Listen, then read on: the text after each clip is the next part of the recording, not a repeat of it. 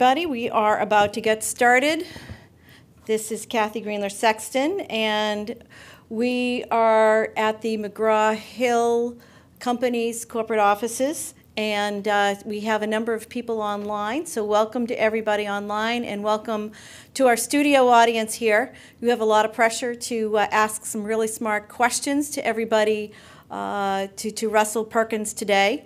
And for all of those online, you can ask questions via the chat feature in the live stream browser. If you prefer, my Skype chat user ID is Kathy Greenler-Sexton, all one word, Kathy Greenler-Sexton, and you can Skype me with any questions, and then I can ask Russell, and I promise to keep it confidential if it's a tough question for Russell. So, welcome to everybody, and this is the SIIA, and today is Data Bootcamp with our friend and partner, Russell Perkins, from the InfoCommerce Group. For those of you who are not familiar with the SIIA, we are an industry association that's focused on the information industry, and for all of us who are in the information industry, we know it's software as well, and we really are focused on promoting and protecting our industry, educating and supporting business development. Our core is our public policy and anti-piracy work, and a little heads up, tomorrow the Trademark Clearinghouse opens up as part of the top level, the TCLDs. So if you and your company has not thought about registering your brand name in the Trademark Clearinghouse via ICANN, you should do so. And we have more information on our website at siia.net. Send me an email. I can certainly point you to the specific articles. You can also see the number of industry-focused divisions that we have. Our members are able to enjoy the programming that we have across all the divisions, and this Data Bootcamp is brought to you by the Content Division. The Content Division, we serve, I think this is an outsell number, the $342 billion content industry, and that's made up of the media companies, publishers, information service providers, and the technology providers who really support all of them. I want to just give a heads up on things that we are doing that are specifically focused on data as content. Today, Data Bootcamp, Russell will be putting us through the paces. If you need a PDF of the slides afterwards, please send Jenny or myself a quick note. And you can see we have a webinar coming up on private and company data. We have another webinar coming up on public domain data. Our Content Technology Working Group is putting on a roundtable event in New York on September 5th on big data and semantics. And we also are leading up to the DataContent 2013 conference with a focus on models for excellence. And that is a webinar. We're going to give everybody a preview of the new and emerging companies that the InfoCommerce Group discovers and highlights at the DataContent conference. So we'll be giving everybody a sneak preview on September 12th. And then the DataContent conference will be in Philadelphia October 15th through 17. This is only a slice of some of the things that we're doing. We have a number of other programs focused on content and licensing and technology. I'd encourage you to visit the URL on your screen to see all the details and different types of programming we're offering. So as I said, this is Kathy Greenler-Sexton. If you had questions on how to spell my name to get a hold of me in Skype, there you go. And Russell Perkins, who's the founding and managing director of the InfoCommerce Group, is here.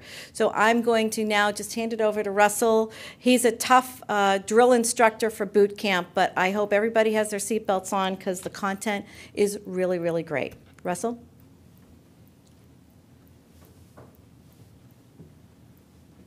Thank you very much, Kathy. Good morning, everyone out there in TV land. I can't wait to see the Nielsen score on this one when it's all done. The topic today, as Kathy said, is we're going to conduct a data boot camp for publishers. We're going to talk about why data is important, what data really is, at least from the perspective of putting together a data product, and whether data is really right for your business, because I know some of the people who are attending this session are thinking about data, and we are often working with publishers who are trying to get into the data business, and increasingly it's a set of important considerations around whether or not your organization is really truly suited to be in the data business. I'm going to discuss some of that. And we're going to talk about also where data ideas come from, and finally where data comes from. So we're going to cover a lot in these 1.5 to 2 hour period, and we do encourage your questions, as Kathy said, and hope to make this as interesting and useful as we possibly can in this time period. So let's dive right in. I did see the list of attendees, both the studio audience and everyone out there in TV land. I recognized quite a number of you, but not everyone, so I thought I'd just spend 1 second and give you a little bit of background on me, and to give you a little bit more context where we're coming from and how we see the world of data. InfoCommerce Group is a company I founded just about 13 years ago now. We're a boutique consultancy, a research company, and a conference producer. We focus very generally, broadly on the whole world of business information, but our particular area of expertise has always been data products. And we spend a lot of our time working with clients on opportunity identification. Is this a good idea? Going out to look for new ideas in a specific marketplace, designing products, sometimes resuscitating products that already exist, helping with product strategy, and sometimes with corporate strategy. And that's been a really interesting time for us over these last 13 years because of the growing excitement around data, the growing interest in getting into the data business. But that's also been sort of a strategic view of the world. So we were really excited late last year when we acquired a small business from Ann Holland, who many of you know, called Subscription Site Insider, which again is broadly focused on helping subscription content sites understand how better to market their products, engage with the marketplace, retain their subscribers, and so on. And out of that came a really interesting and powerful base of baseline research that gave us some additional insights into the industry, but again, more on a tactical basis. So we think the combination of the two gives us sort of a nice overview of the industry, both on a strategic and a tactical level. And again, the company InfoCommerce has been around 13 years. I've been playing in the data world for probably 20 years before that. So I consider myself a student of data, databases, and data products. And I'm hoping that I can convey some of that knowledge and learning to you today in this session. So I thought the best place to start is really at the beginning and ask the question, why data? Data, interestingly, and I'll talk about this some more, has had some peaks and valleys in popularity over the last 20 years or so. It ranges up sometimes and becomes the thing that everyone wants to talk about, and it falls out of favor periodically too, which I find is interesting. It is doubly the rage now because it's been linked somewhat inappropriately, I think, to big data. I think by any technical definition, probably the data products I'm talking about don't qualify as big data. But although I did a separate session on this very topic, though, there's plenty of points of intersection, and big data doesn't negate existing data products. And in fact, there are many ways that they can work very profitably and cooperatively together. So data. Everything about it, from my perspective, says it's a good thing. It is a form of content, but it's a very distinct form of content.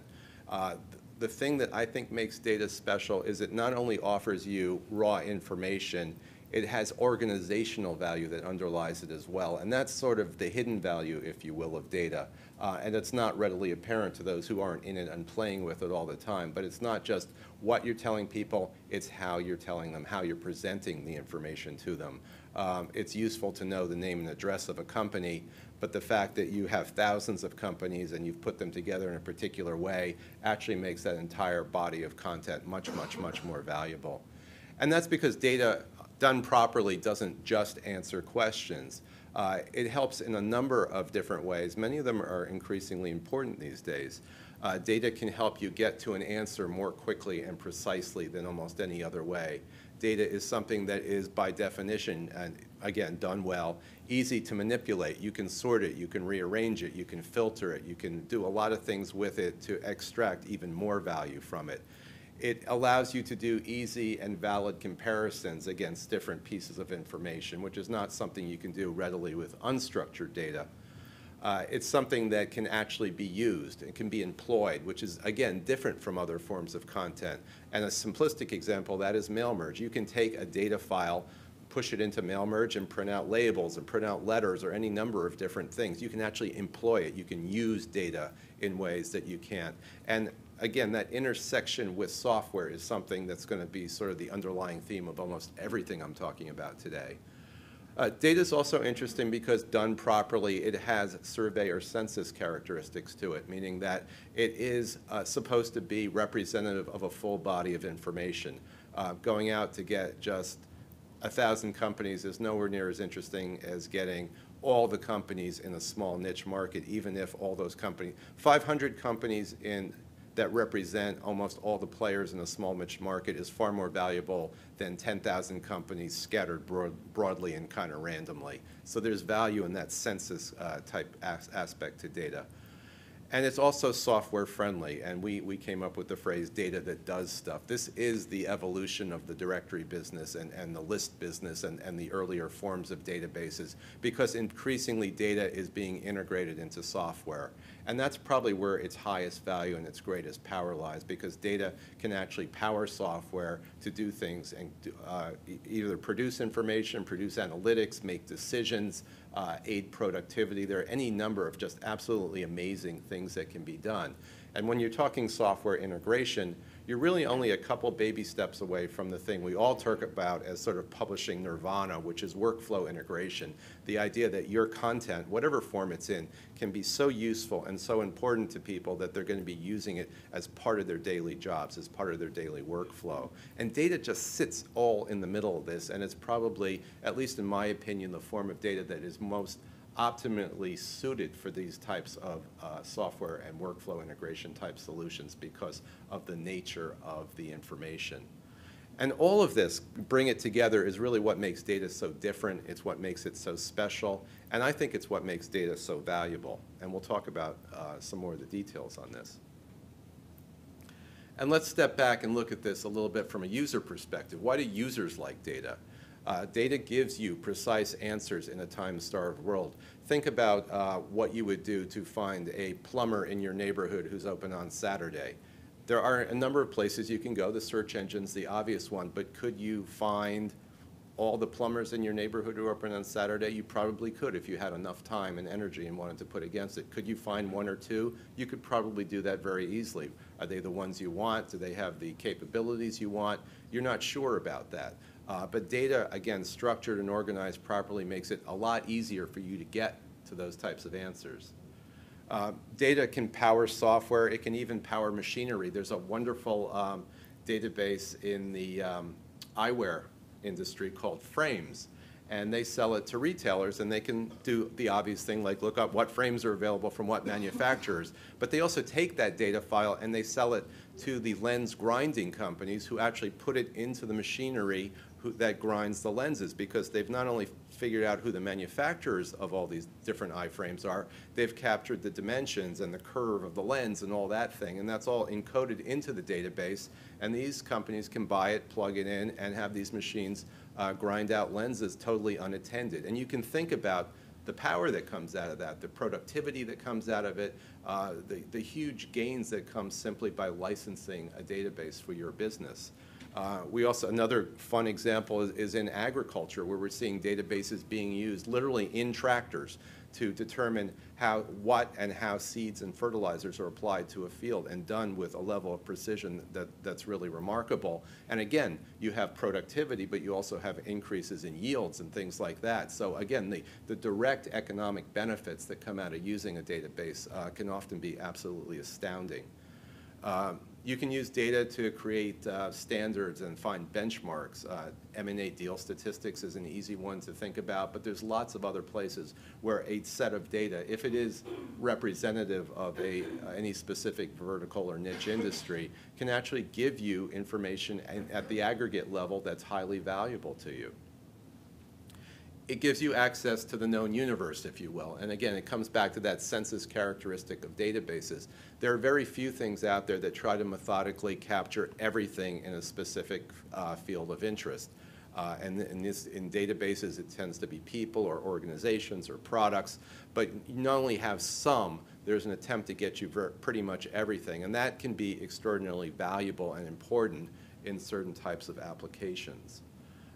And you have that comparability thing, which I mentioned, the fact that data, because it's done very precisely and laid out for you, means that you can do precise criteria-based parametric searching. You can look for something that has this characteristic and this characteristic and this characteristic, pull it out and get a very fast, easy, precise answer. And again, that has tremendous value. And by the way, that's not something you can readily do with any search engine. So again, there is a very specific tailored role for data that makes it very interesting and very exciting.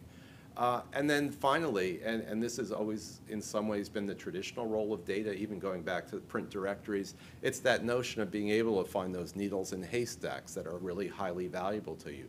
Think in a business development or sales application where you have a database of 50,000 companies, but you know that you can only sell your product to manufacturers on the East Coast that have sales in 1 to 5 million range and have 2 plants in 2 different states. Virtually impossible to find any other way, but in a well-structured database, you could pop that information out in seconds. And again, you've yielded an information result that's incredibly valuable to you. So again, users understand data, and interestingly, users have been very supportive of data. Right through this entire internet revolution, they have continued to pay for data, often very hefty prices.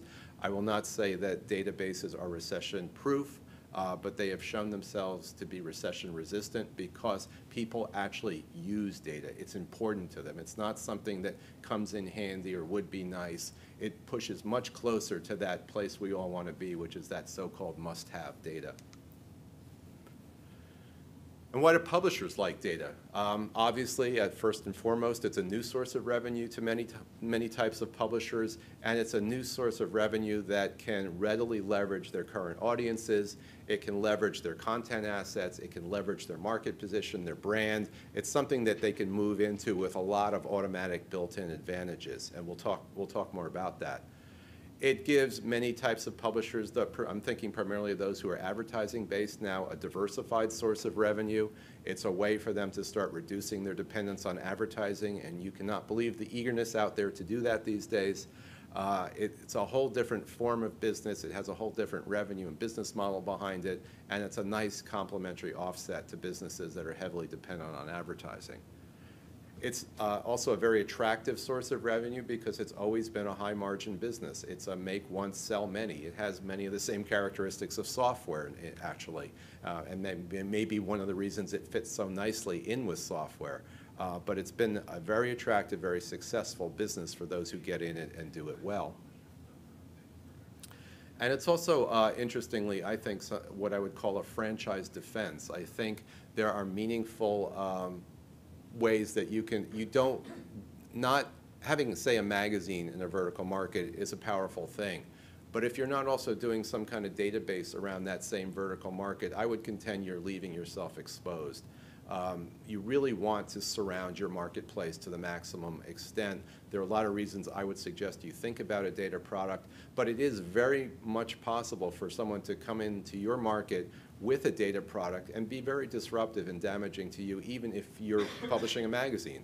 And I'd hold out probably the archetype example of that, which is Bloomberg, which started with data and has now become a very diversified media company using the profits from its data, but also the importance of the data to the marketplace, gave it incredible market positioning, gave it a strong brand, gave it the ability to do things it might not be able to do otherwise.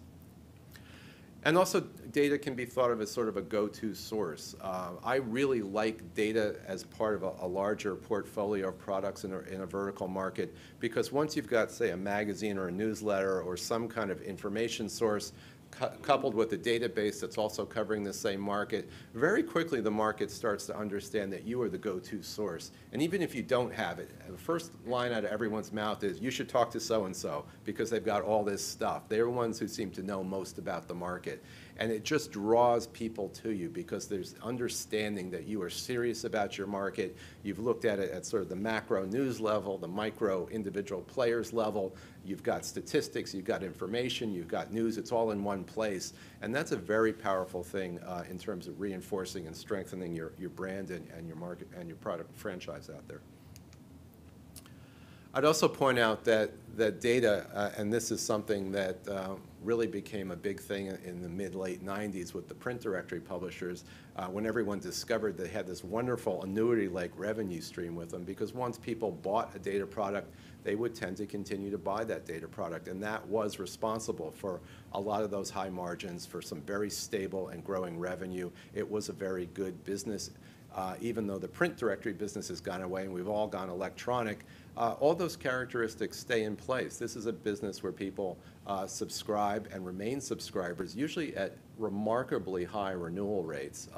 We commonly see in the 90% plus range for some of the more powerful products out there. And it's something that just gives you a business that is not only stable, you get that base, you can continue to grow it. And for those, again, who have advertising revenue, it's a wonderful way to balance out and reduce their dependence on advertising. And last, but certainly not least, there's that whole issue of enterprise value. Savvy buyers of media companies look first to see if you have data products, and if they do, they ascribe a premium to them because they like those annuity characteristics. They like the way it strengthens and fleshes out your overall franchise. They get it. They like this type of information, and they're willing to pay a premium for it. And a lot of companies are primarily interested in sprucing up their data products primarily for that reason. They want to be able to show buyers that they are doing things, they have initiatives, they have a product portfolio on the data side in their business. So there's a lot to sort of bring all together in terms of what users like and what publishers like. I think it's a pretty compelling case. But why data and why now? I mean, there's a number of interesting things that have, at least in my mind, that have come together over, say, the last 10, 15 years, just things that have coalesced, I think, to make data even more timely and more important than it ever has been in the past. We start out, of course, with the internet generally, and I think of it primarily bringing value as sort of a ubiquitous access mechanism for people to get at data. It was very hard to have an online data product before the internet. I lived through some of that pain, and there were very few people doing it because it was so painful.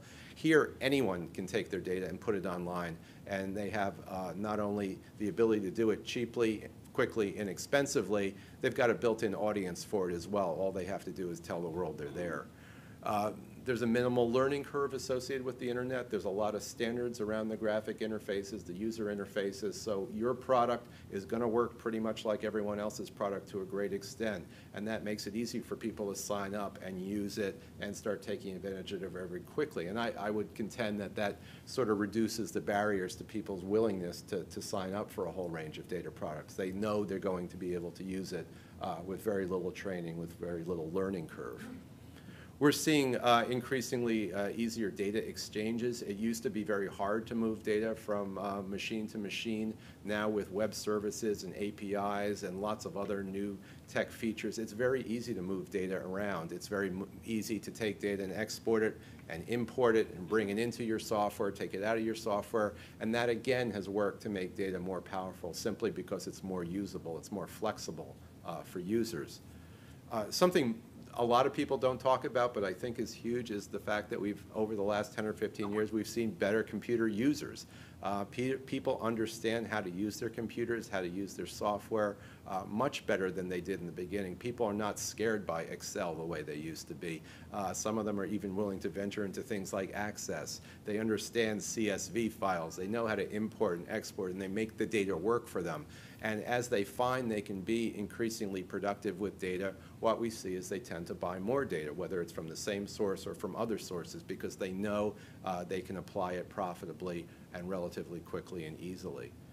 We've got an increased pace of business generally. Everything is I need it now. Data really helps you get to answers more quickly, do your business more quickly. It can actually run portions of your business for you in some cases.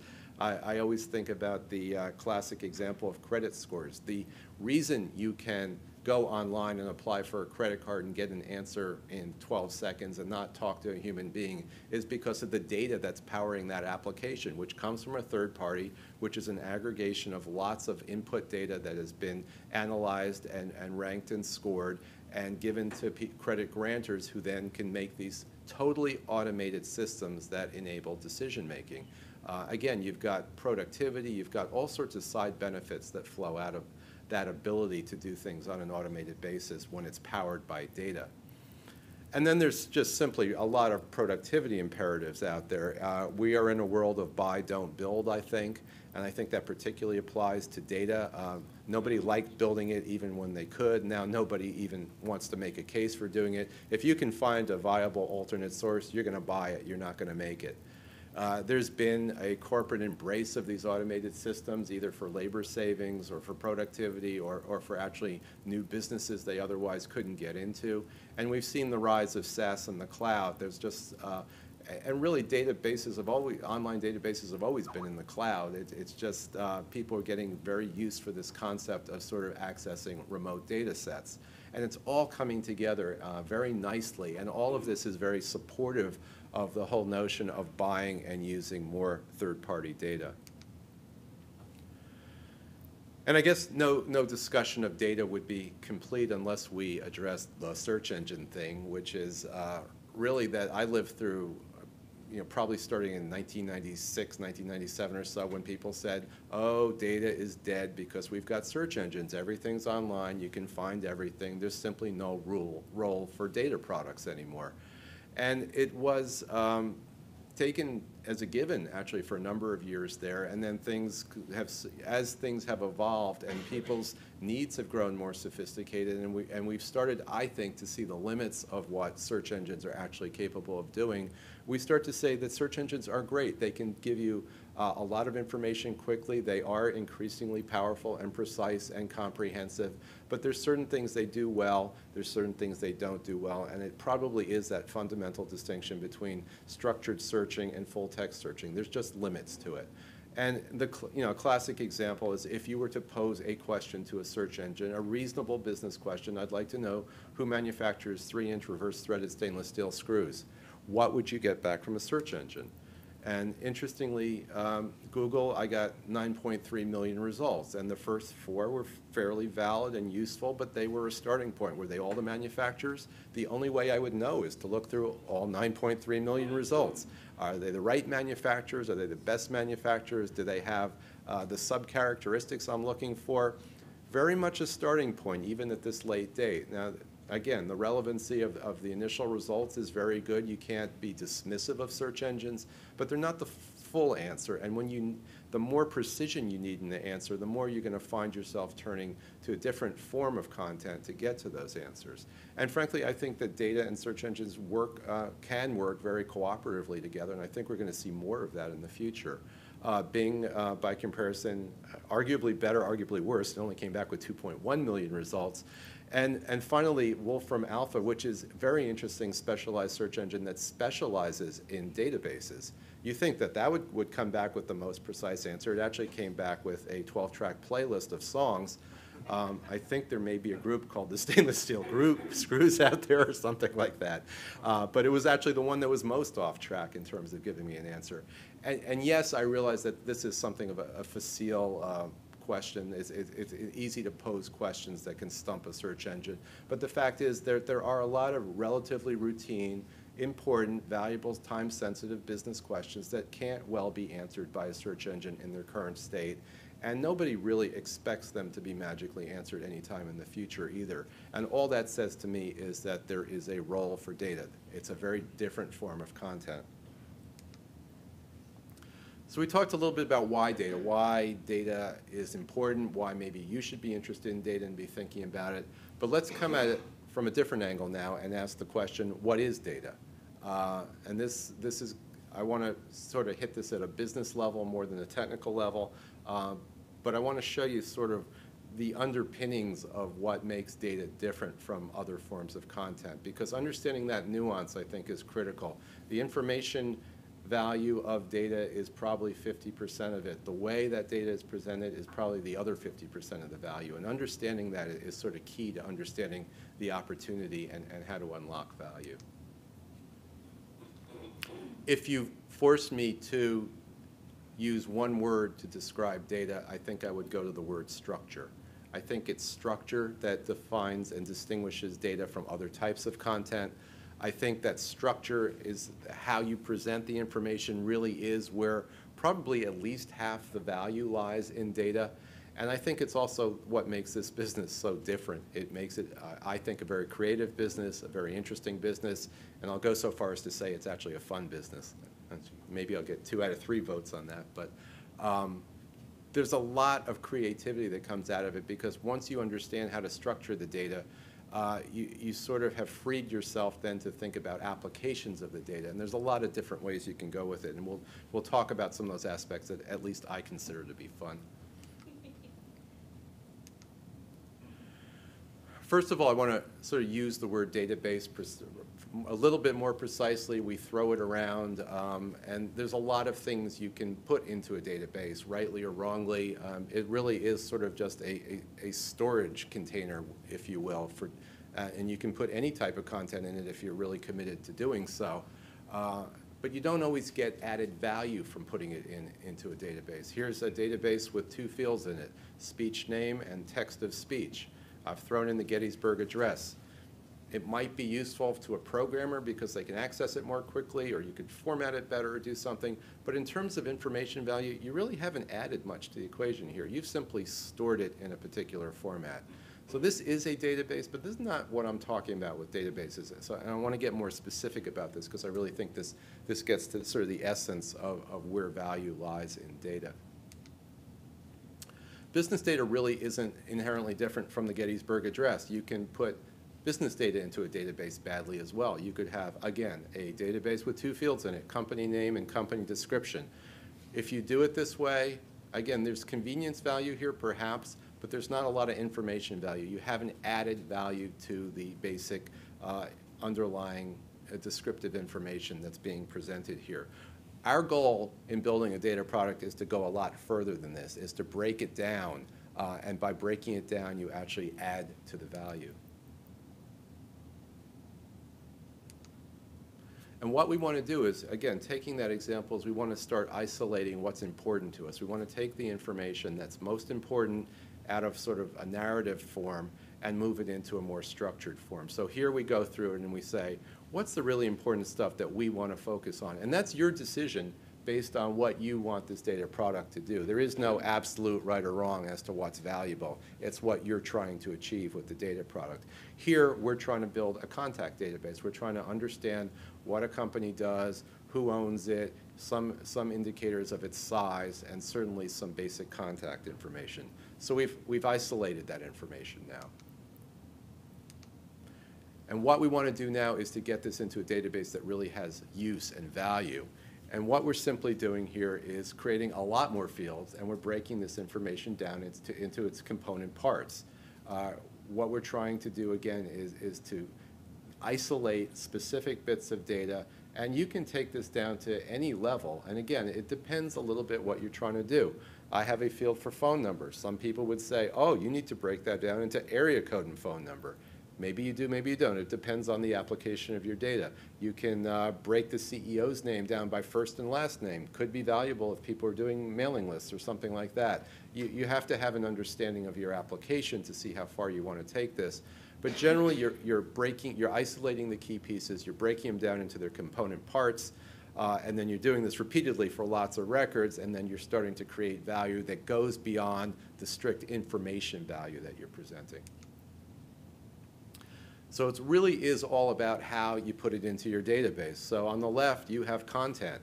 On your right, you have structured content because you're able to do things now with the content that you couldn't do with it in the format on the left.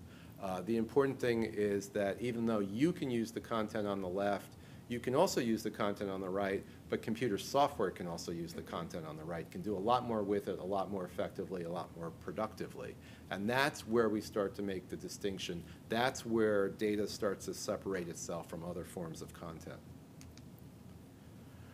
But you can also structure data badly, and nothing says it's automatically going to be right, because you have to not only have your data structured, you have to have your data clean. There's a lot of stuff that can come into a database and effectively corrupt it if you're not careful.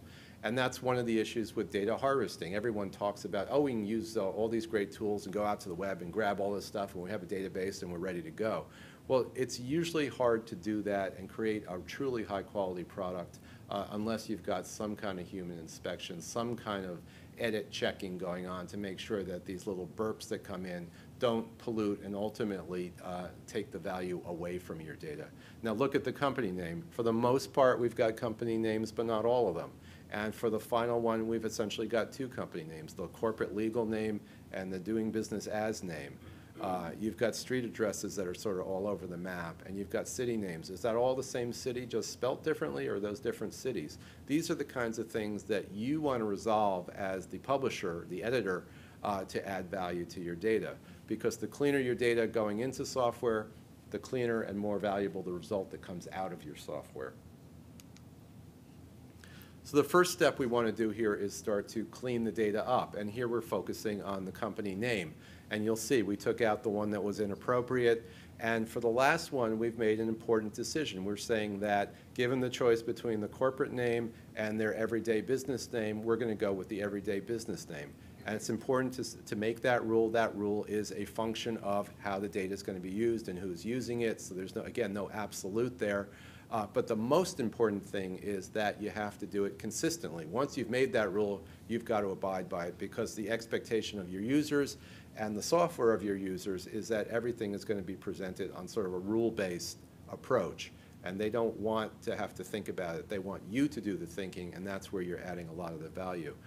There's a joke, this is data joke, among editors that it's better to be inconsistently right than inconsistently wrong than consistently right, which means you can, if you do something inconsistently, I'm going to get this backwards. The point is,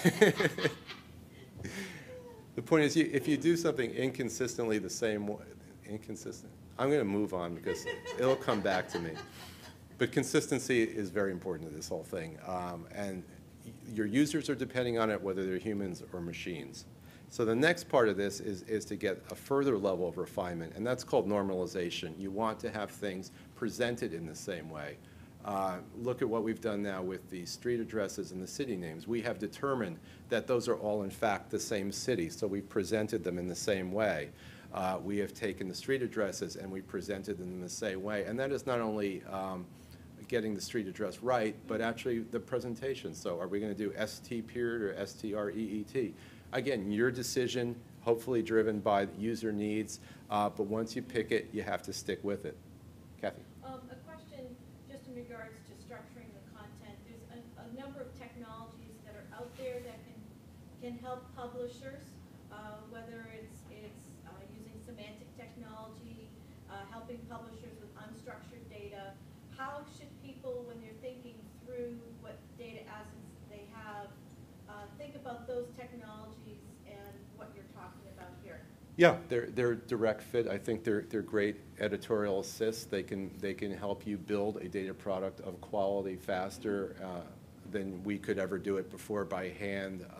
I do worry about people saying, oh, we'll run it through that software and we're done, because that creates some false expectations. Just like harvested data is rarely as clean as it needs to be, some of these codification or standardization programs also are great but not perfect. So again, I would never want to take a human eyeball off it, but in terms of just giving you a productivity boost and speed, you can do a lot of powerful things now that you couldn't do even a few years ago with some of these tools. So they absolutely play a valid role.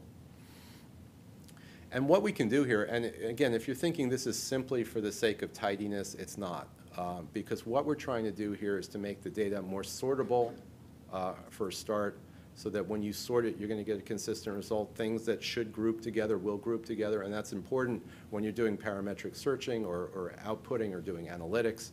And also for matching, because a lot of data these days involves matching to third-party databases, whether it's through customers' databases, whether you're licensing data to someone else and they're matching it, or you're licensing data from someone and you're matching it to build out your own database. The cleaner, the more consistent, the more normalized your information is, the easier that matching is going to be, the more precise and the higher match rates you're going to get. And since matching is getting so increasingly important, you really want to focus on having the most consistent presentation of your data that you can.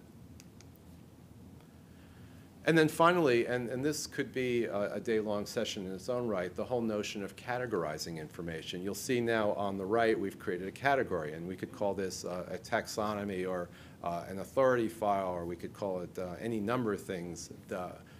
And there's a lot of precision that goes into creation of these classification schemes. They can be one level, as I'm showing here. They can have multiple levels of parents and children. They can get, so you can roll them up and break them down and cross-reference them and do amazing things with them.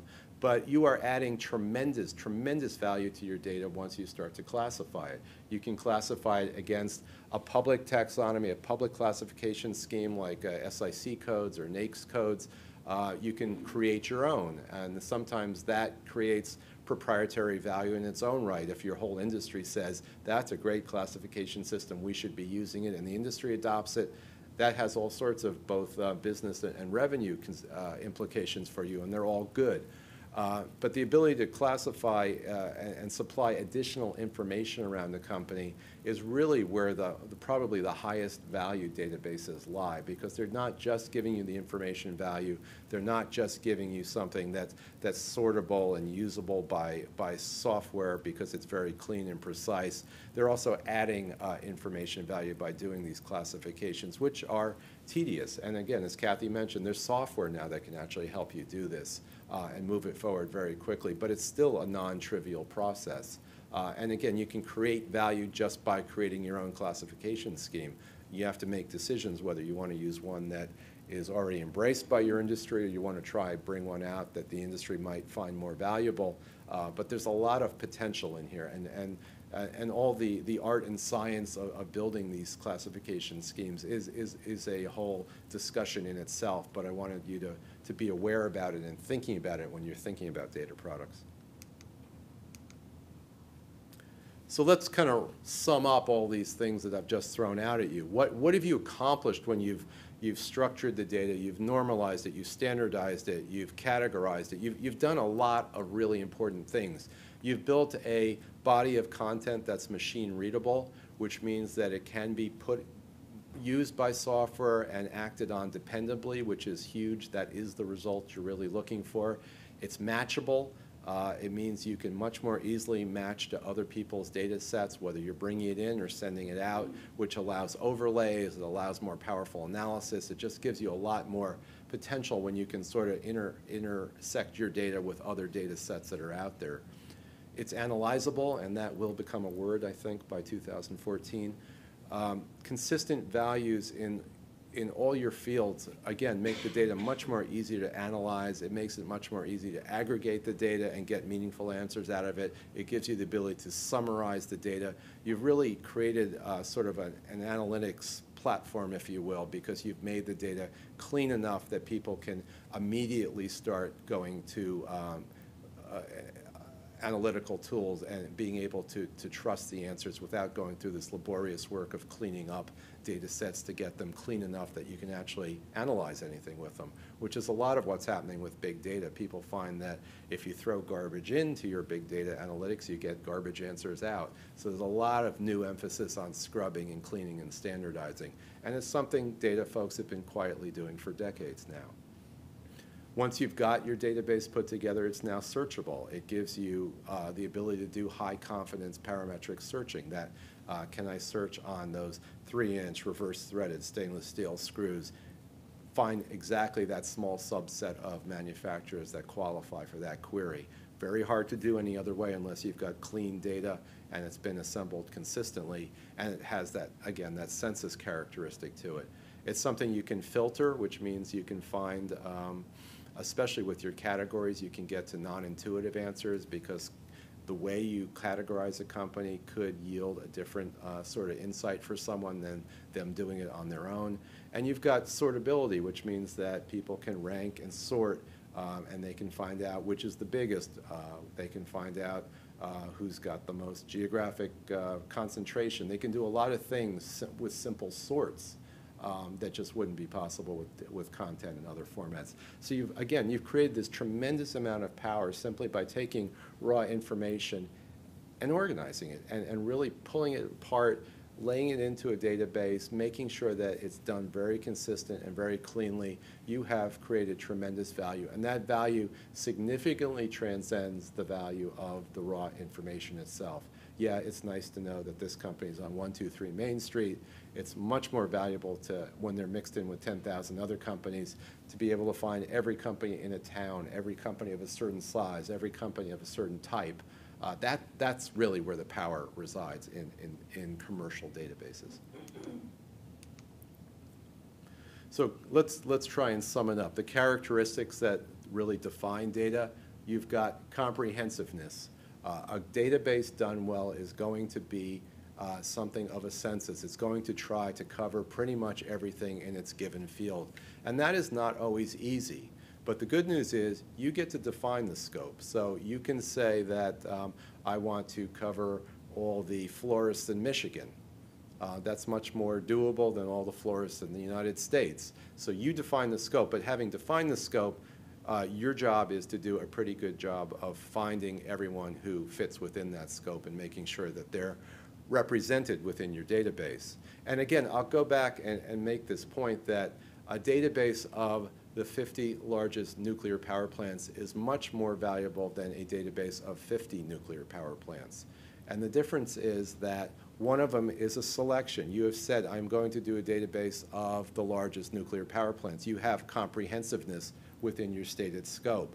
To go out and get 50 out of the maybe 1,000 that exist out there is essentially random activity. You haven't created a lot of value by doing that. You don't know what's in, you don't know what's out.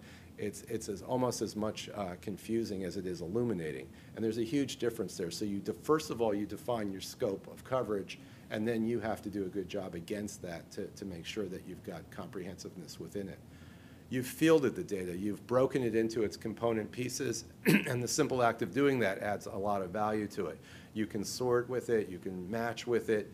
You can filter with it, and most importantly, you can power software applications with it. Those could be your own software applications, it could be your customers, it could be third-party software applications. A lot of opportunity out there to do things, and software really is sort of an empty container unless you're powering it with information of some sort. And you guys have the information as data publishers that's really most desirable for these types of applications.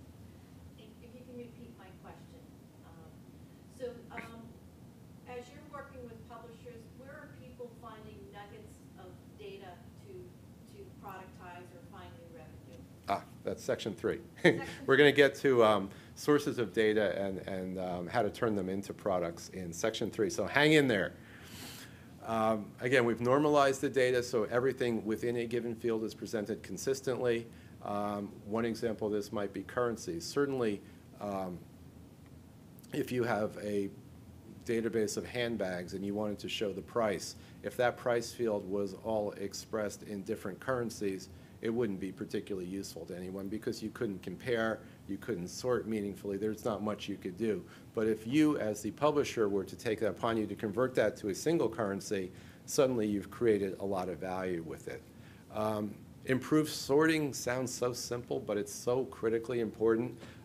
Everyone who's ever looked at an Excel spreadsheet with names and addresses, like me, will be stunned by the number of different ways you can spell New York City. And the act of cleaning that up and picking one and standardizing on it just adds, again, a whole nother level of value to your information because you can sort on it now. You can do better matching with it. There's a lot that comes out of it. And in short, if nothing else has come out of all this description I've given you, you're going to see that data is content, but it's a very, very different form of content. And that means that it sits nicely alongside other forms of data. And I think increasingly because it's so naturally suited to work with software, it creates a whole nother set of opportunities and a real bridge into a lot of the high growth areas out there, such as these SaaS applications and all sorts of applications that frankly are data driven at the end of the day. And since I've already told you that companies don't want to create their own data if they can possibly avoid it, you can start to get a sense for how this opportunity for commercial data just keeps growing and growing. The next topic I want to hit, and again, all of you are in somewhat different positions as businesses. Some of you may already have data products, some of you may be thinking about it, some of you have.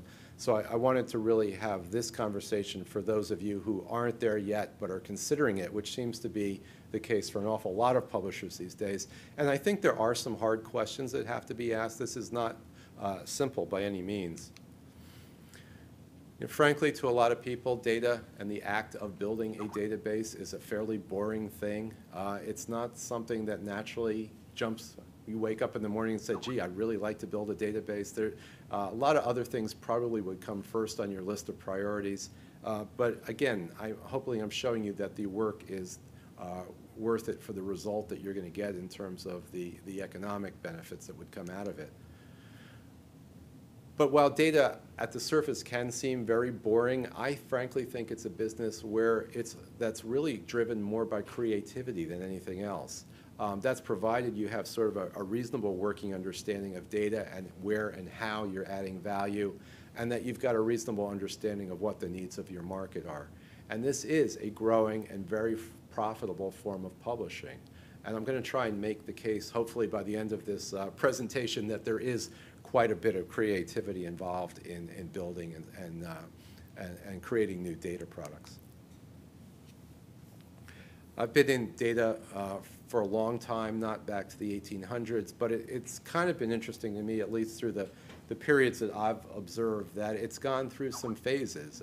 It's gone from, I don't know what this is, to this could be interesting, to this could be great, to this is phenomenal. And then there was actually a period in the early 2000s when everyone had pronounced this entire industry to be toast. And now we've come back full circle again, and everyone's saying we've got to get into data. I can't really explain this. I mean, there's a lot of sort of underlying situational factors that drive these decisions. But data really has been a good business for a long time. It's just people looking at it from a distance and often with loud voices, tend to jump to conclusions on this.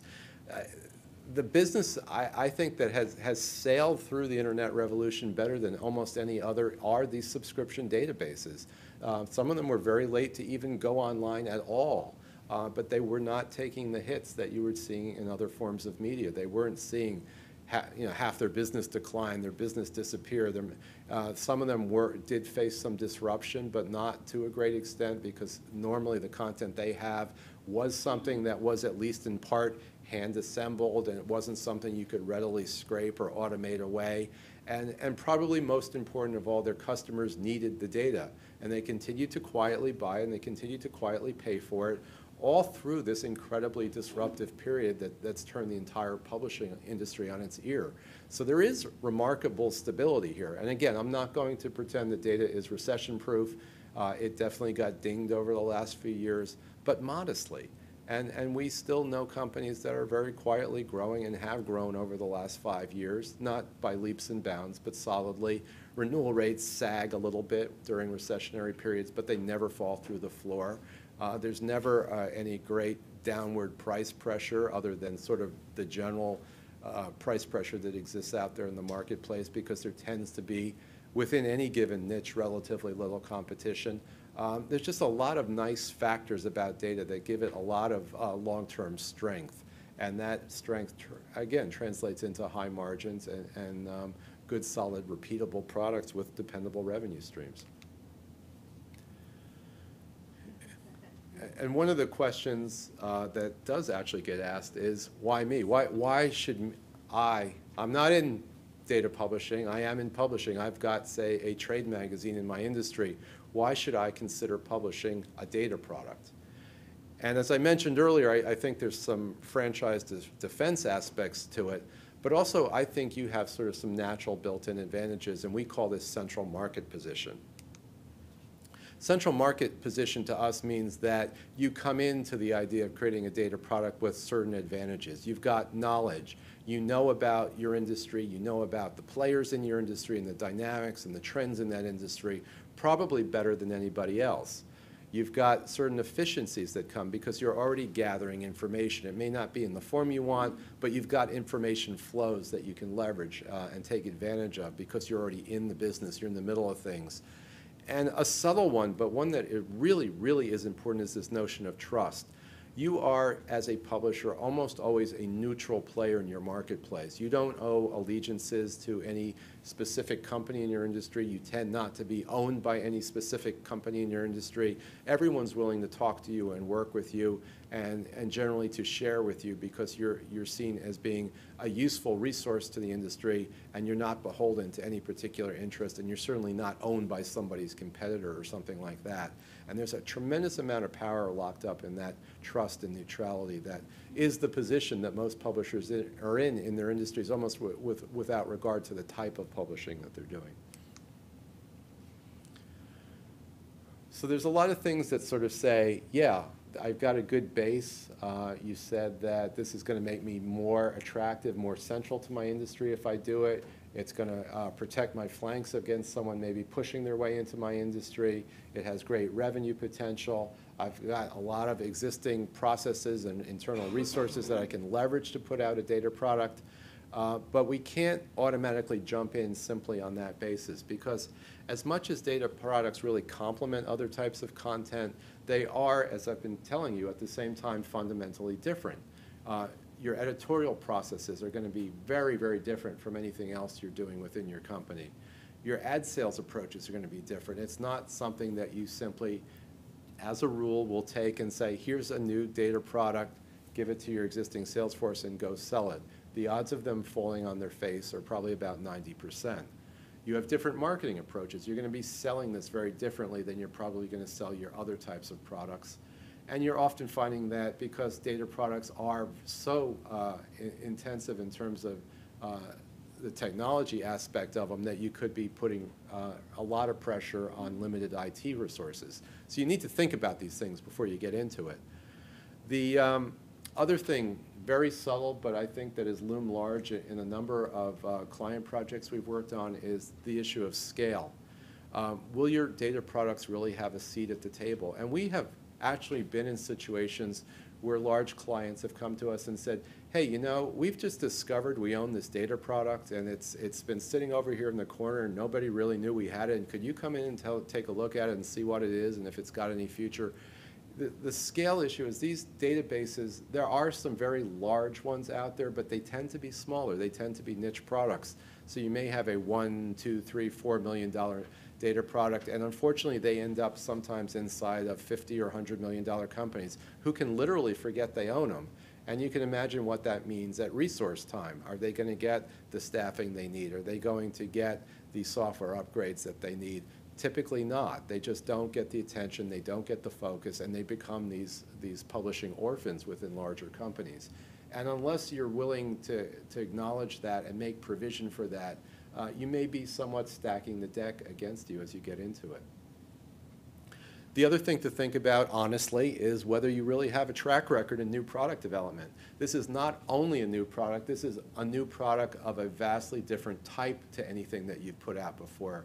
So again, you've got to make sure that you're really up to the challenge of getting into data publishing. And then finally, can you plan and can you execute on a longer-term basis?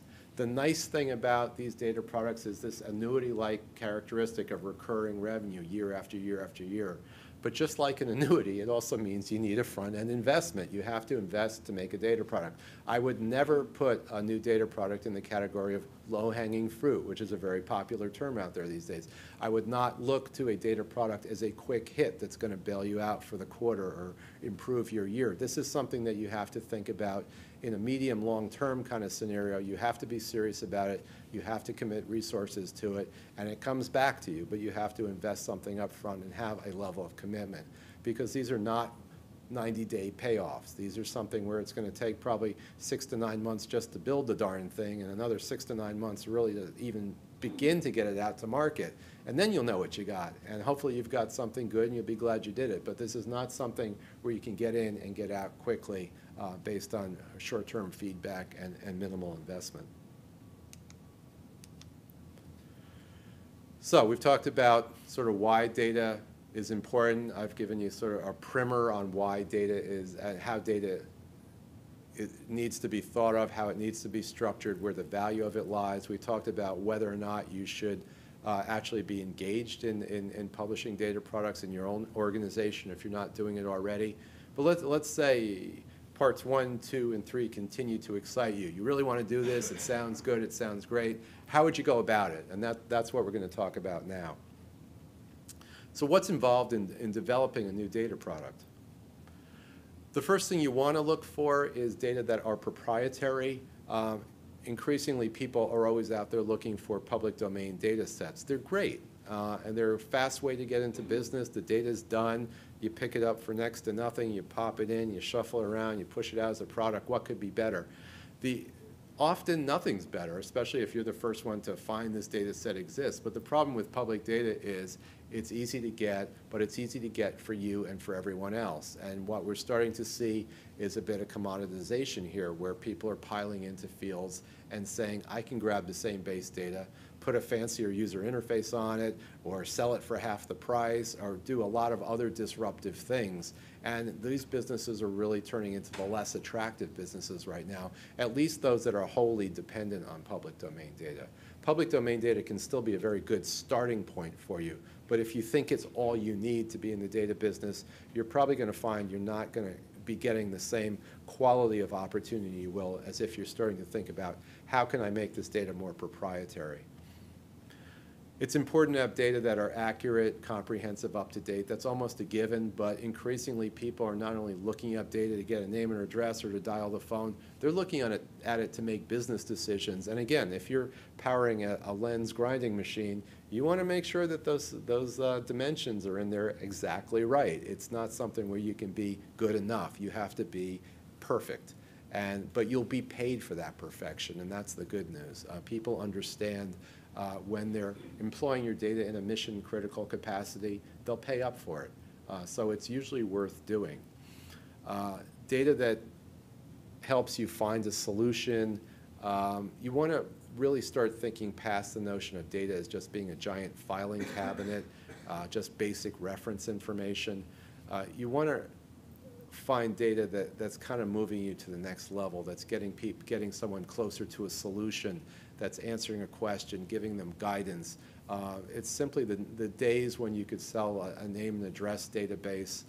Those are not the products of the future right now. You have to be thinking up at least a couple notches with a bit more sophistication and more of a mind towards doing something for your customers and not simply being a passive source of information, because your value, as I've said, is partially in the information itself, but it's also how you're presenting the information and how you're letting people apply that information. And always keep in mind, because this really is the future of data publishing, good data are often increasingly integrated into software applications. Again, this can be your own. You can build it, and a lot of publishers are moving in that direction because it actually has gotten a lot simpler and more economical to develop these end-user applications that are web-based. But you can work a deal with a third-party publisher or multiple third-party publishers to make sure that your data works well with theirs. There's a lot of different ways you can go about monetizing your data if it is of the quality and presented in such a way that it really works very well with software. And we, again, have this phrase, data that does stuff. We're moving from a world in the 1990s where data was really perceived as a passive sort of reference. You'd get the book off the shelf, you'd look up the fact, you'd put the book back, and then you go back to your real job. The data today that's valuable to people is data that's integrated with people's jobs. They're seeing it on, not just seeing it on the screen helps a little bit, but if they're seeing it on the screen within the application they're working on, you've added more value. If it's actually populating the fields they're working on, you add more value. If it's answering a question or making a decision, you're adding tremendous value. And that is this notion of software integration, again, the nirvana of workflow integration.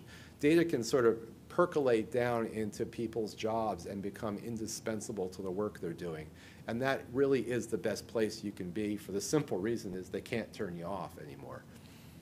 And again, think about the power of data. Again, a high data is not something that can only be decision support. It can actually these days go as far as operating machinery for people. Totally unattended applications that have high value, but also high consequence and high risk if they're not done well. But people are willing to trust certain data sets with running machineries, with, to some extent, running factories for them. And it really is kind of an amazing thing, and it's opening up a lot of new opportunities. But the data of yesterday, where good enough was good enough, is rapidly disappearing, and there's a quality imperative that makes it harder and more expensive to build a database. But again, the good news is consistently users will pay for the best data that they can get their hands on because they can use it in higher and higher value applications themselves. And when you think about creating a data product, we say you should start out by thinking two-dimensionally, and this is sort of a notion of mine, but that most data products operate within a very tight vertical market. And you know your vertical very well. You know the needs of your vertical market. You're producing, gathering, and distributing data within that market. But that gives you sort of a blinded view of what's possible out there. So the very first thing you want to do as someone who's getting into data publishing is to step outside your market and say, okay, I may be the only one doing this automotive aftermarket database, but there's thousands of other people doing commercial databases, and I want to tap into what they're doing and understanding their business models, how their data is being used, how they're pulling it together. I want to tap into their tips and tricks, and frankly, that's why we, 21 years ago, started the DataContent Conference, because we wanted to bring all these publishers in a room to talk about the business of publishing, the art of publishing data. That they could then go back and take out to their specific verticals and apply. So the very first thing you want to do when you're getting into data publishing is get outside your vertical and try to understand, by example preferably, what other data publishers are doing, because you can take those analogs and apply them right back into your own market. So that's a start, but my notion of two-dimensional, which is the horizontal and the vertical, is great for mastering specific techniques. But if you really want to consider what is the full range of options that's available to you, we say that you need to think four-dimensionally. And what we've done, and you don't need to read all that tiny little type in there, is simply that we've put together something that we call a business information framework. And what we try to do is say that we believe every data product that exists can be categorized. This is a taxonomy, is a categorization scheme. Every product out there can be categorized by its application, meaning how that product is used, into one of these categories. It can be categorized by its business model, how it's sold. It can be categorized by its content model, how the data is obtained and put together, and it can be categorized by its distribution model, which is how it's brought to market. And every single data product is going to have at least one match on each of those four dimensions. And then you can, having classified a product that you do or are thinking of doing, you can say, well, what aren't I doing? What are the dimensions that I'm not looking at? And often that can be a very productive exercise for you to start thinking, again, outside the box. How are the different ways I can sometimes spin the exact same database I already have into a whole new product by thinking about different ways to sell it, different applications for it, different ways I could overlay additional content on top of it. It's meant to be thought-provoking. It's meant to help you, again, think four-dimensionally, if you will. And you may ask me, well, okay, if there's four dimensions, is there a fifth dimension we should consider? But we looked and we found that the fifth dimension was taken, so we're pretty convinced that the four dimensions are really all that you need to worry about in terms of categorizing and thinking about the attributes of these different data products out there. But it's a useful exercise that I'd really urge you to take a look at, and it's something that we've got available on our website if you'd like to download it. And just take a look. If you have a product, classify it, and then see what you're not doing. If you're thinking about a product, say, how would it be classified? And is this really the optimal way that I can monetize this data product that I'm thinking of building? I also wanted to talk about some other types of data, and this is something that comes up a lot when we talk to newspaper publishers and magazine publishers, because they are often only familiar with data through these things that are called league tables. They'll do top 50 rankings or top 10 or top 100, and they'll do these elaborate listings, but they're really, in their minds, editorial fodder. They're just features, and they'll put them out and they'll say, oh yeah, we've got all sorts of data, and they'll show you these things.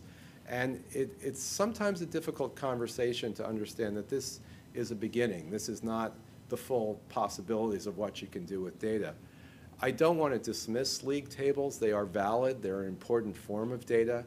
I like them because they tend to be very proprietary information. I think they can give users some very significant insights. I think they are very high value because they tend to be developed by the publisher, who's a neutral party and doesn't have any vested interest in who's number 1 and who's number 50. But the difficulty with league tables is they've just been difficult to monetize. They're really used to sell advertising around because there's just not a lot more data backing this up. You've basically given away everything. There's not a lot you can sort on. There's not a lot you can match on. There's just a very limited opportunity to do much with these things. So you're stuck with indirect monetization, and that's fine for publishers who know how to sell advertising and do that all day long.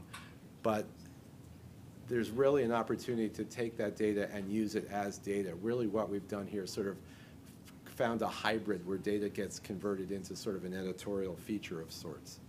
So this is data, but this is not at all what we're talking about in terms of what's possible in terms of building a true commercial data product. Similarly, we've seen a lot around buying guides, and buying guides grew up, I think, largely in the magazine world because publishers, having sold all the ads in their 12 monthly editions, were looking for something else to sell, and someone said, how about doing a buying guide at the end of the year, which is why a lot of them are still referred to as 13th issues. And they'd have the editorial intern, whoever was lowest on the totem pole, go out and put together a little list of people, and then they'd dump in some additional ads around it, and they'd make some money, and everyone would be happy. The problem with these traditional magazine buyer's guides is that the quality was just never there. They had only nominal value in a world where there was no alternative. Now that there's lots of alternatives, now there's a lot more information out there. These could exist, these could be viable when information was scarce. We're no longer in an environment where information is scarce. So this is old style publishing, which is how little can we get away with. The market has moved on, the information need has grown tremendously, and there are viable online buyer's guides out there now, but you'll see that they are very, very different products. You look at something like a global spec where you can do deep parametric search. You look at some of the ones that are for professionals, where legal buyer's guides, where you can put in all sorts of criteria. I want this size law firm that specializes in this and does this. Doctors now, I want someone who speaks these 3 languages and open on Saturday. That's the future, is this ability to do these deep parametric searches to come back with a very precise answer. These sort of throwaway products of the past, some people still talk about them, but they're really ancient history at this point. They're just not viable. Whether they're in print or online, they still have just too many limitations associated with them. And buying guides are kind of interesting. We've mostly been talking today about, or at least alluding to, subscription-based databases, and that is the predominant form. But there are a lot of databases out there that are given away free and are supported by advertising.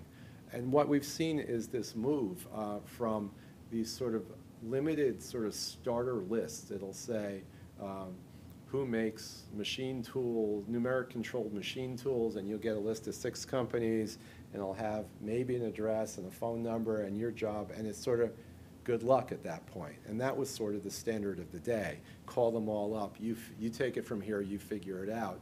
That was useful when information was scarce because it gave people a starting point, but it was low information value, and those things were advertising supported for a reason, because no one would really pay for them for the most part. What we're seeing now is that as information becomes more readily available, if you want to be viable as a buyer's guide, you have to add more precision. You have to offer more depth. You have to get people closer to the actual transaction. And that is really, I think, what the trend we're seeing in buyer's guides is right now, is it's no longer, here's a list of people who probably have what you want, to give me a detailed list of criteria and I will connect you with 3 people and you can interview them and pick the best one. It's really taking people right through from a need to a transaction. And there's a lot of value there because the people who are selling will pay handsomely for it. The people who are buying love the convenience of it. It's a new emerging model, but it's really wiped away the old model that says, here's a starting point, see what you can make out of it, hopefully you'll get lucky. There's a much higher standard now. But again, just like subscription data where people will pay for quality and precision, people will pay for an answer. People will use a service that gets them a very frictionless, fast answer to a need. The people who are supplying the vendors will pay handsomely if you can hand them a qualified lead, if not an actual sale. And there are a lot of opportunities in there for publishers now. So data doesn't have to strictly be subscription supported. It can also be advertising supported. And lead gen is looking very promising for a number of publishers who are out there. So how to identify a new data product? We're getting to the fun stuff now. What I find very interesting is some of the most fascinating and successful data products that I've seen are ones that really were born from personal need. There are very few people in the data business who, and I mean, no one has a degree in data publishing. They're not people who are, yet. They're not people who grew up in this world and said, I'm just looking for it. It's usually someone who was an end user of data or would like to have been. It's someone who was a mid-manager in an insurance company who said, you know, I always have to go 6 places to get these codes, who finally strikes out and says, I'm going to put all these codes in a database in one place. And those are almost always successful products because they're based off a very specific, very real-world need that someone felt enough that they had to go out and solve that problem. And that almost invariably means there are lots of other people suffering that same problem. And that's another trend that I see within data products. They're getting increasingly specialized. The broad-based ones still have interest, but they're increasingly competitive, and they're subject to a lot of commoditization. The people who are making the money now are the ones who are finding these very, very precise niche opportunities and mining them extremely well. And again, there's no substitute for finding something that's born of personal need, particularly if you're within the end user community or know someone who is struggling with something. And there's lots of openings in there. Data products are often used to help lubricate the supply chain. You'll find that as you move from raw material to manufacturer to wholesaler to retailer, a lot of information gets lost along the way. There's often useful opportunities to bridge those steps in the supply chain so that there's a better information flow across it. You'll find that sometimes different parts of the industry don't work together very well, if at all, and there's opportunities to bring together those groups by sharing of information. Ideally, a new data product is going to play to something you know. And again, can you leverage something that you already have, some existing content, some contacts you have? Can you use your brand meaningfully to launch a new product? And what we say for existing publishers who are not data publishers, when you launch a new product, there's a credibility test. Can you pass the huh factor? If you tell someone that you're publishing this new data product, you want to make sure that their first reaction isn't, huh? Why would they be doing that? There has to be some sort of connection that makes sense in order for people to relatively quickly embrace the product because they're accepting your credentials and your ability to create a quality product in that particular area. And I'll say something which we probably all know but still bears repeating over and over and over again, is that a solid data product is one that's going to respond to your marketplace. It's very hard to create a need for an information product, to say, I can see something so far out that nobody even knows they need it yet. Not impossible, but very, very difficult. You're much better off looking to solve an existing need and maybe going a step or two ahead of that. But to try and create a whole new paradigm, to try and get people to think and act differently is an extraordinarily difficult thing to do. I remember, again, during the dot-com boom, there were so many people piled into these things called B2B marketplaces, where they were going to make these online, incredibly automated, rational systems where sellers would post their availability, and buyers would post their needs. It would all get matched together seamlessly. It would revolutionize the industry. And almost with no exceptions, these things struggled to get adoption because people were not willing to fundamentally change the way they do business and do it and turn on a dime. If you're willing to hang in there for 10 or 15 years, you might have a shot, but very few people are. So you don't want to get too far ahead of your market when it comes to data and these sophisticated information products. You want to be careful to make sure you're responding to a current market need. Conversely, you also don't want to fall into this trap of selling what you can make. We're comfortable making this, therefore we're going to create this product. You want to say, what does the market need? And push for that rather than saying, this is what we got, let's go shove it out to the marketplace. And a lot of publishers do have a tendency to say, more than a few times I've heard them say, we've got this data lying around, we really ought to use it. That's not typically the basis for a strong new product. You've got to say, the market seems to have a need for this, or we're hearing from the marketplace that there's a real need for this, and then go out to solve that need. So going back to those 4 dimensions, and we're looking just again at this application model, which is how the data is going to be used, how your database is going to be used. There are 5 main categories that you should be thinking about. The first one is location, and that is often sources of supplies and these evolved buying guides to help people source things. There are buy-sell products, which are really for sales and business development and lead generation. There are evaluation products that help understand how people are doing things and doing them right. And again, there's different types of products like this, but it could be performance rankings, it could be risk analysis type products. Benchmarking products are always useful in almost every industry to give people comparative assessments. How am I doing versus someone else? And then there's organizational systems, which are kind of cool. You can create, for example, a numbering system for all the products in your industry, like SKU numbers or ISBN numbers. And if you can get industry adoption of that, you're obviously got a huge revenue opportunity in front of you, because the industry can not only use them to uniquely identify products, but they can use that in their transactions with each other, which means that, again, you've got a software opportunity to sort of bring a lot of productivity and efficiency and precision into the buying and selling process. So those are fascinating opportunities when they crop up. And when we think about data, again, I think 2 sort of giant buckets out there. There's what you could call player data, which tends to be data on companies or individuals. And then there's product and service data, which tends to be more about lines and brands, units of merchandise, specific types of products and categories of products that are made. What's interesting to me is you rarely see the 2 done well at the same time. So I would argue that you probably have to pick one to be successful. It's just simply the scale and the complexity of the challenge when you try to simultaneously maintain company, people, and product data gets to be overwhelming very quickly. And it's hard to do that well. And we've already said that quality is becoming increasingly important out there. So you're probably going to be pushed into one of those 2 camps in a broad characterization of data products. And there's 2 basic revenue models. You can be advertising-based or you can be subscription-based. The majority of data products are subscription-based, but there are some very successful ones that are advertising-supported. And again, I find it interesting that it's rare that you can be both things at once. There are a few subscription-based data products that can sell advertising, but it's rare. And that's simply a function of scale, because once you have subscriptions, you're limiting the audience who's going to be looking at any advertising, which therefore makes it less attractive to advertisers.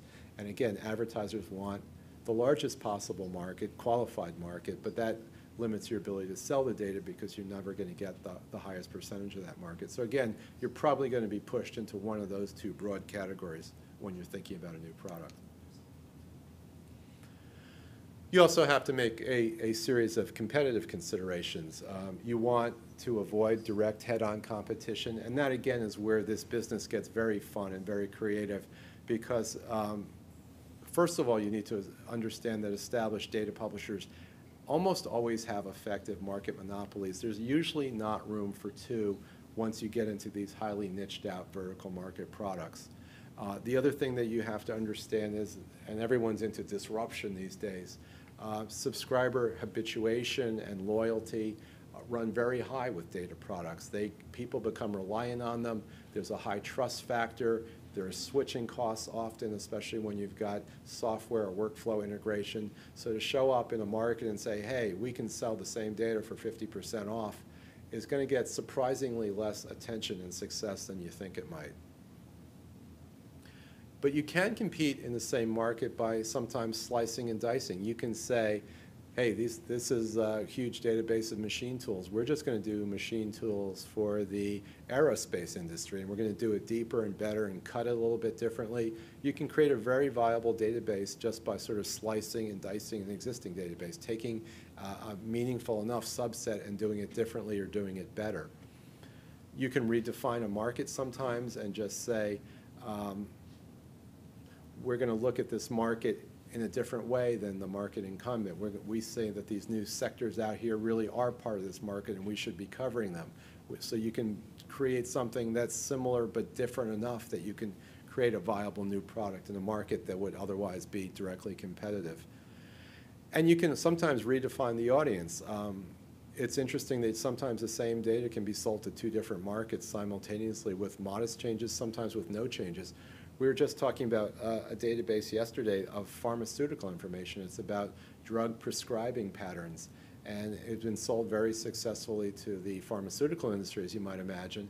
Someone sort of flipped it around, made some modest changes, and said, this is a really great product for Wall Street, and turned it into a financial product so that they could understand how drugs were performing in order to make investment decisions. So there's a lot of ways you can play with data and reshape it and reframe it to create a viable product, even when there is a strong competitor already in the market.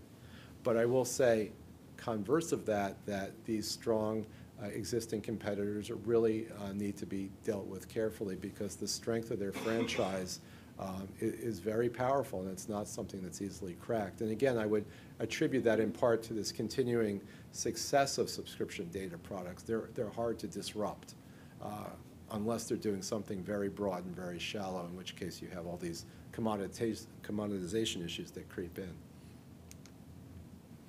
So some signposts you might want to look for when you're thinking about a new data product. You want to look within your industry, within your vertical market, for gaps where information in the selling process in particular could make a real difference.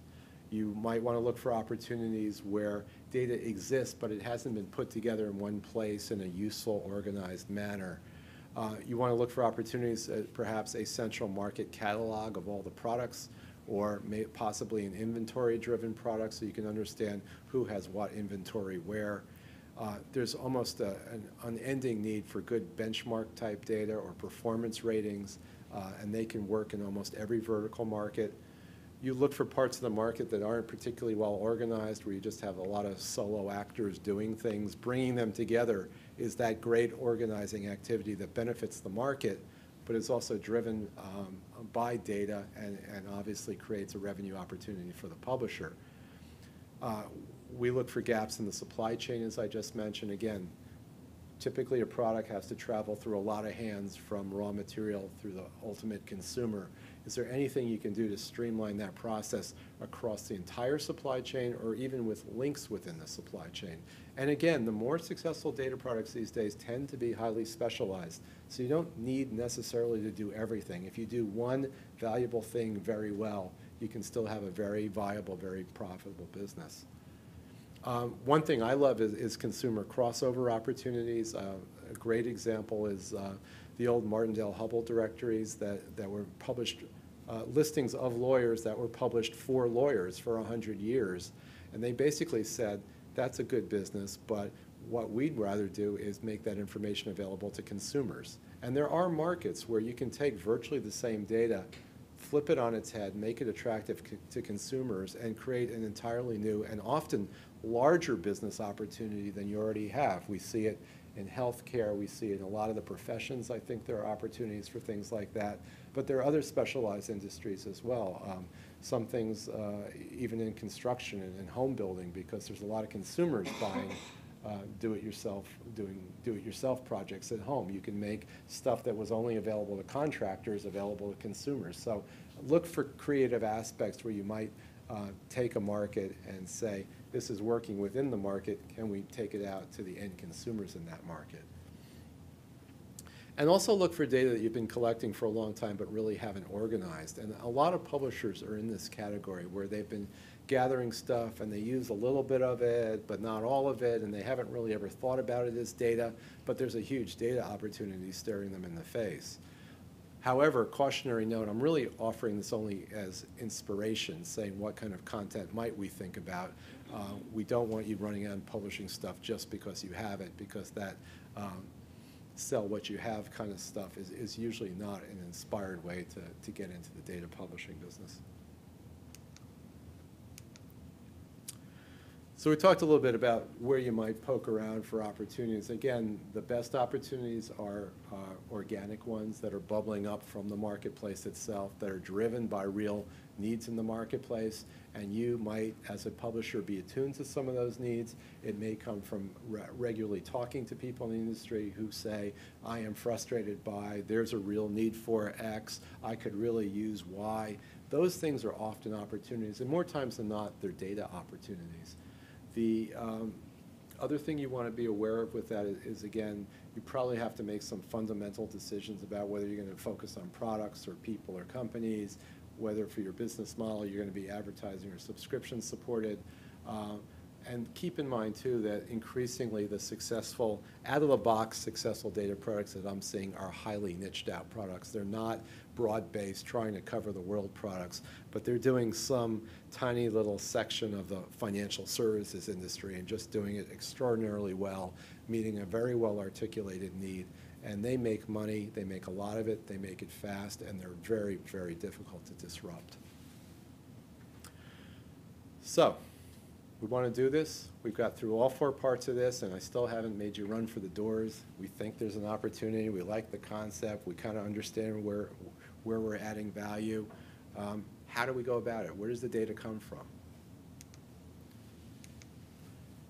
And I sit in a lot of meetings like this where we've talked about a specific opportunity, and everyone's all charged up, and they say, we really want to do this. We want to move forward. This makes perfect sense. So where do we get the data? And the notion is, I got to check, where do I go buy it? And the interesting thing about this is, to me at least, is that if you can write a check and go buy the data and be in business, you probably don't have much of a business, because anyone can buy that data, and probably a lot of people already are. To some extent, you need to create something. That is something that turns off a lot of publishers these days, but there has to be some amount of, if not proprietary, at least creative effort going into this. There has to be at least some combination of data from multiple sources to really have something interesting. If you can go out and get information that doesn't exist anywhere else, you've really got something. So there is a roll-up-your-sleeves aspect to this. It's not really always writing a check or looking for a free government database that's going to bootstrap you into immediate success. A lot of people have made a lot of money doing that over the years, but those are no longer the hidden opportunities they used to be. You need to think a little bit beyond that and think in a little bit more sophisticated manner if you're going to build something that's both successful and durable. So how do we get data? Well, first of all, you can make data. There is the old-fashioned way where you can compile it, you can get on the phone, you can cull through other publications, you can assemble it. The best, most powerful way for a lot of publishers is still jumping on the phone and trying to collect information directly that doesn't exist anywhere else. And people will generally tell you, at least most of the time, and you can start to build a database that has tremendous value. There is one directory that does very well of rental equipment prices nationwide. And they built that the old-fashioned way. Every single week, they have 10 people get on the phone and call every rental equipment place and say, what are you charging for a backhoe this week? Put it in the database, and they built a very successful, well-established, strong franchise, just simply making phone calls and getting kind of off-the-shelf information, but off-the-shelf information that isn't really on the web and isn't readily available and certainly hasn't been brought together. And there's lots of ways you can still think about doing that. The more modern way now is everyone talks about data harvesting, and I am a big fan of it. I think it gives you tremendous leverage, tremendous ability to gather data and pull it together, sometimes called scraping. There's lots of terms for it, some more derogatory than others, but there's nothing wrong with it done at the level of taking information that's publicly available on the web and pulling it together and putting it into a new type of product. It is very efficient. It is very economical. The software tools that do this do actually work. They're increasingly powerful. But I would caution that, at least to my mind, they're a long way from a plug-and-play solution. You can't just go directly from the output of this harvesting software into a product. Someone's going to look at it. Someone's going to check it. You can use tools to check it, software tools to check it, to augment it, to fix it. But you normally have to touch it in some fashion before you've got something that really has commercial value. Keep in mind, too, that harvested data can't be better than the data that's being harvested. It's very difficult to identify sometimes from website to website to website what the data is you want. Everyone's presenting it differently, meaning that parsing it, breaking it into chunks can be very challenging. And that's another reason why it's kind of hard to entirely eliminate a human editorial effort at some level. We've all had the excitement around user-generated data, and it can be, and has proven to be, of very good quality. But it's very hard to create a compelling proposition where people are readily supplying you enough data of the quality you need, in the volume you need, with the regularity you need, and then on top of it, keeping it up to date. To make that work is an incredible balancing act, and sometimes it might just be simpler to go do it yourself. And you have to think about that and balance it. And increasingly what we're seeing is that publishers are using user-generated content as simply one source of input that they're going to use alongside other inputs to help keep their data clean and up to date and comprehensive. Building a census can be hard, especially when you're using user-generated data. You get what people choose to give you. So do you have that comprehensiveness of coverage I'm talking about? It's not going to happen naturally, which means, again, there's probably some kind of back-end intervention on your part to get you what you need in terms of database comprehensiveness. And there's also this continuing excitement around the Mechanical Turk and variations on that, which is an Amazon system that lets you sort of take data tasks, chunk them up into tiny little bits, throw them out to the internet, and let people work on them for very small amounts of money, like find me the fax number for these 30 companies, they'll give it back. And then you take all these micro tasks that people are doing until you pull it back into a comprehensive whole. And there is, at least in theory, the ability to build a database extremely quickly and with relatively high precision, because it is being done by hand. The catch, of course, is you don't know who those hands are or the quality of those hands or what's behind them, so sometimes you get good stuff and sometimes you don't. And what we've seen recently is a couple companies trying to build tools on top of Amazon, the Turk, so that they can keep an eye and try and assess the quality of the information that's coming back to them through these micro tasks, so they can shut off the poor performers and give more work to the good performers. It's kind of an interesting thing. So there's a lot of opportunity in there, but I'm not sure it's been entirely licked yet. So again, nothing here quite lends itself to plug and play. I talked about this a little bit already, is that you can take data. You can go to public databases of various kinds, and they can be a strong starting point for a new database, especially if it's a government database and it's either a licensed database or a compliance database. You inherently there have that census that you need because it's everyone who's doing X. Public databases are usually low cost or free for you to get a copy of them. They are usually far from pristine, and that's putting it nicely, but there's still enough value in it that they're worth scrubbing and getting them up to snuff. And they tend to be reasonably current, if not entirely up-to-date and accurate. So there's strong first starts, but the days, again, where you could simply take a public database, clean it up a little bit and shove it out to market, I think those are largely gone because, again, the standards of users have gone up so dramatically that typically you need to do better than that these days. And also keep in mind there are downsides. These data sources from public sources, they can get shut down, and they do. They can change their format on a whim, and they do. They're being collected for purposes other than yours, which means they can shift their emphasis, they can shift their focus, they can shift their frequency, and you have no control over any of it. And often we've seen cases where government agencies become your competitors.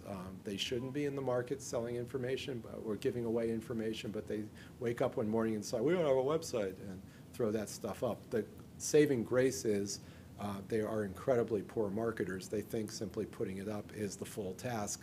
They have no interest or really no mandate to tell the world that the data is out there or to make it easy to get at or particularly useful. They've done their job, they go home. So you can still have a commercial product, and this happens often sitting alongside a free government database with largely the same data, simply because people either don't know about it, or it's too clunky to use, or it hasn't been properly enhanced or scrubbed. So, and most importantly, and I've said this before, is if you can get your hands on it, other people can get your hands on it. So it's almost inherently kind of a limited opportunity. You can infer data too, and this is again where the creativity of data comes in. One type of data can tell you about another type of data. Some very clever publishers used to watch, ask companies how many employees they had, and they'd save that information year over year so that they could make inferences about the growth rate of that company. You can infer the revenue of a company by knowing the number of employees and what industry they're in. You can do all sorts of neat tricks. There are things that are called sales triggers. So if you know a company has moved recently, that's a valuable piece of information to a lot of people because it means they're going to be buying a lot of stuff in a short period of time. And inferential data is a mix of science and pure creativity. You're limited only by your imagination in what you can possibly do here. You can also pool data. And again, this comes back to the notion of you being sort of a neutral central player in your market. But you can ask people to supply data to you, and you can give them back in exchange common ID numbers, benchmark data, statistics. You can help them maintain their data. You can add extra data elements to enhance their data. But in exchange, you've got an entire database that's being contributed to you by other people in the industry. And those are fascinating opportunities. And then you can leverage existing data. If you're a magazine publisher, you may have a circ file that you can usefully do something with. You may have buyer files. You may have trade show attendees. All of them have high value, useful information that may not be a full database, but would be a great starting point for one. You have those editorial features. You may have your league tables. You may have in-house prospect lists. All of those you can pick from judiciously and use them as a nice piece of leverage to get you off to a fast start with a new data product. So, the bottom line, what does it all mean? The bottom line for a successful bottom line, I think you have to make sure there is a market for your product. You don't publish data simply because you have it. And it really is worth the time and investment to understand why the data is needed. So many publishers don't, and how the data will be used. So many publishers don't. They put it out, they got lucky, people buy it, but they scratch their heads when you ask them how it's really used. And you need to know that to stay ahead of your marketplace and stay viable in your marketplace. You have to be certain you can collect the data. There's a lot of things that are cool and theoretically can be done that still won't work in practice. And there's an interesting conundrum that if the source data is easy to obtain, that may be bad news. And so think of it as a warning sign. If you can get your hands on it like that, so can other people, or it may not be all that valuable to start with. Make sure you've got a good solid grounding in data publishing. Build out on some of the things we've talked about today and understand the subtleties and understand where you're adding value. And then finally, if you're not in data publishing and you're doing some other form of publishing, confirm that you're really ready for it organizationally. You've got to be willing to make an investment to get that annuity back end. Low-hanging fruit as it pertains to data tend to be often one-hit wonder, small opportunities that aren't repeatable. And always keep in mind that it's a different form of publishing. The staffing and the cultural issues are real and they're huge and they have to be considered. A couple resources for you. Our website has that, a fully detailed version of that four-dimensional look at the marketplace, the framework. We've got a blog you might be interested in, and we just put up a database of companies that we think are interesting that you may want to take a look at. A new blog for those who are interested in the more of the marketing tactical side, And we can't forget Data Content Conference, Philadelphia, October 15th and 17th. Thank you very much. Great. Thank you, Russell. I'd like to invite everybody, if you really enjoyed today, this is really one step building up to the Data Content Conference in Philadelphia. I mentioned a number of webinars and other events that we're having. I'd also like to ask everybody online and even here in the room, if there's any part of today that you would like to do a detailed dive on and really understand about this. We are in the middle of finalizing our agenda for data content right now. So if there's one particular aspect, just picking up on the last thing you mentioned, organizational planning for running and getting into a data business, maybe that's something you're interested in. Let us know so we can really make that conference very helpful for you, because that conference is going to get into a lot of detail. This is basically the 101 for everybody to give you a great foundation. So if you have any questions, you can reach me. You can find me at the URL on this screen. Thank you all for your attention, and thank you, Russell, for the wonderful boot camp today. So have a great day, everybody. Thank you.